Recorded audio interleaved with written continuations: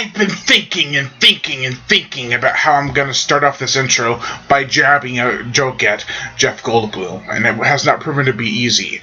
But I have come up with one. Now I shall insert Jeff Goldblum joke here.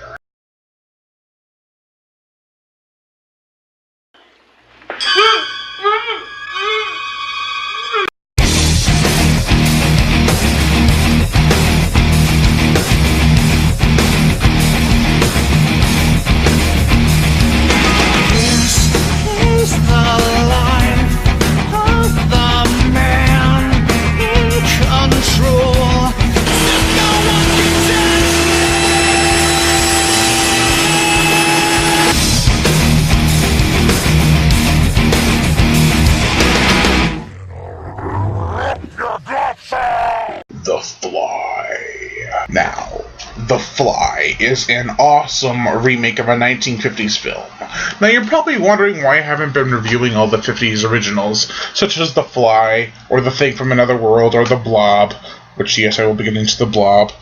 But, you see, I don't have time to watch a whole bunch of movies. I gotta watch a whole bunch of movies beforehand, then afterhand, and I just don't have time for every single movie. So I stuck with the 80s ones, because the 80s were awesome, and we all know that. Now, what really got me when I first saw this on TV was the fact that nobody died, except for the sort of villain. Yeah, it's very interesting, the fact that there's no real villain in the film. It's just people who have gone paranoid or gone mutant, and no one dies. It's very weird, but even though no one dies, there's still tons of gore and gross special effects, so I have to give them props for that. Well, I really can't say no one dies. It's just there's no body count. The special effects in The Fly are amazing. I mean, it's like they knew exactly what would still be entertaining and interesting to look at and awesome to see 30, 40 years in the future, and they made it in the 80s as perfectly as possible. Now you may be thinking, wow, awesome special effects and tons of gore, even though there has no body count, there probably won't be any great characters or character development, but you'd be wrong. The characters are colorful, humorous, and it flows very well with the characters throughout the film. On an interesting character note, Jeff Goldblum and Gina Davis, they got married after this film, I believe, which is something that doesn't happen too often in the movie business. Now, I'm not saying that people don't get married in the movie business or in Hollywood. I'm just saying that it's kind of rare for two people in a horror movie to fall in love outside of the horror movie and even get married.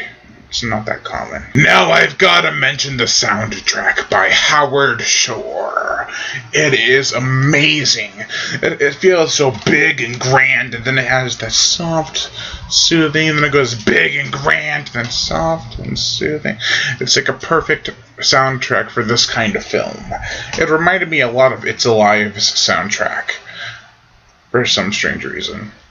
Now, this is a true classic that everybody should check out. It has a beautiful soundtrack, awesome characters, great gore and special effects. It has moving imagery, a great premise, awesome plot sequences, and it's a solid film all around. Overall, I give The Fly a solid 5 out of 5. I am Brian Gatto, host of Horror Show Movie Reviews. Make sure to like my Facebook page in the description below, and to leave comments and so